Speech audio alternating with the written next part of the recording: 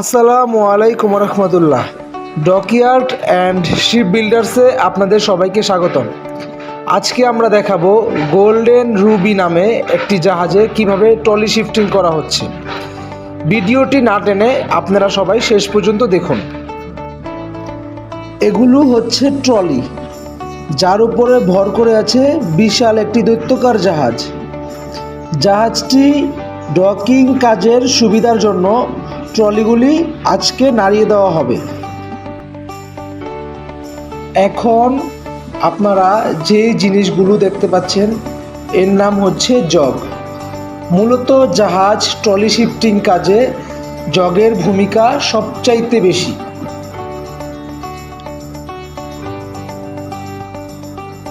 আর যারা এই সকল কাজ করে তাদেরকে বলা হয় সারেং।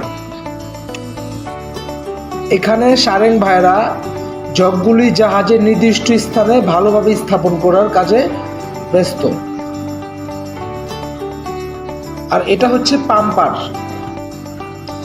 এই পাম্পার দিয়ে হাইড্রোলিক জগকে পাম্প করা হবে এবং হাইড্রোলিক জগ কাজ করবে। জাহাজটি আস্তে আস্তে শূন্যের উপরে ভেসে উঠবে। আমাদের সারেং ভাইয়েরা ইতিমধ্যে হাইড্রোলিক জগগুলি পাম্প করা শুরু করে দিয়েছে।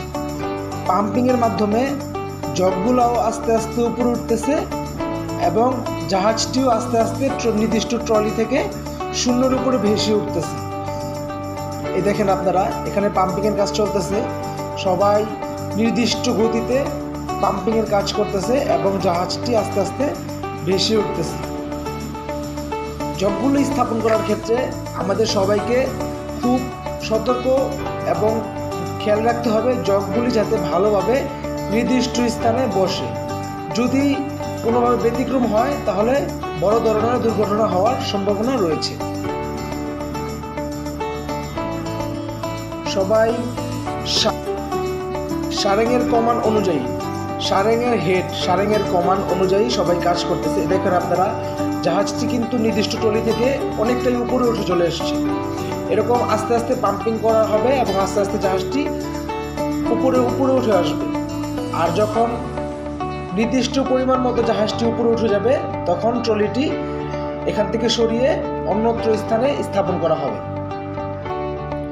এটাকে আমরা অনেকে গাড়িও বলে থাকি। দেখুন, গাড়িটা থেকে জাহাজটা নির্দিষ্ট পরিমাণ মতো উপরে উঠানো হয়ে গেছে। এখন গাড়িটা সরানোর কাজ করা হবে। সারেংয়ের যতটুকু দরকার ছিল সেই পরিমাণ মতো জাহাজটি গাড়ি থেকে উপরে উঠানো হয়ে গেছে। এইদিকে ডকইয়ার্ডের ফিটার গাড়ি সরানোর আগে গাড়ির চাকা এবং শেফগুলা ঠিক আছে কিনা সেই দিকে ভালোভাবে নজরদারি করছেন। মূলত এই উইন্স মেশিনের মাধ্যমে সামনে টানা হবে গাড়িটি। এই দেখছেন, এটা হচ্ছে ওয়্যার। এই ওয়্যারটি পুলিতে স্থাপন করছে সারেং ভাইয়েরা যাতে ওয়্যারের অ্যালাইনমেন্ট ঠিক থাকে। আপনারা দেখতে পাচ্ছেন এখন গাড়িটাকে সরিয়ে নেওয়া হচ্ছে, সরিয়ে নির্দিষ্ট স্থানে নেওয়া হচ্ছে। এখন গাড়ি সরানোর পরে ডকইয়ার্ডের ফিটার এবং সারেংয়ের কমান্ড অনুযায়ী জগগুলির হাইড্রোলিক পাম্প ছেড়ে দেওয়া হবে। সবাই সারেং এবং ফিটারের কমান্ডের জন্য অপেক্ষা করছেন এবং নির্দিষ্ট স্থানে বসছেন।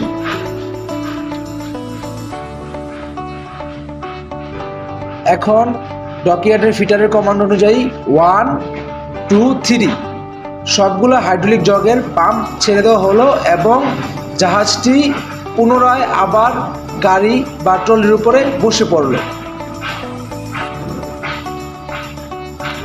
দেখুন, জাহাজটি কিন্তু গাড়ির উপরে বসে পড়েছে। এখন এইভাবে পিছনের অংশ জগ মারা শেষ হলো। এখন আপনারা দেখবেন সামনের অংশ কিভাবে জগ মারছে। এতক্ষণ দেখছেন পিছনের অংশ, এখন দেখেন সামনের অংশ। ঠিক সেইভাবেই জগগুলোকে জাহাজের নিচে স্থাপন করা হয়েছে। এখন সারেং ভাইয়েরা হাইড্রোলিক জগগুলোকে পাম্পিংয়ের কাজ করছে, পাম্প করা হচ্ছে এবং এ হচ্ছে আমাদের সারেং প্রধান, যার কমান্ড অনুযায়ী গাড়িটিকে আবার সামনের গাড়িটিকে সরিয়ে নেওয়া হচ্ছে। আর এইভাবেই একটি জাহাজের জগমারা বা ট্রলি শিফটিংয়ের কাজ শেষ হয়। আসসালামু আলাইকুম।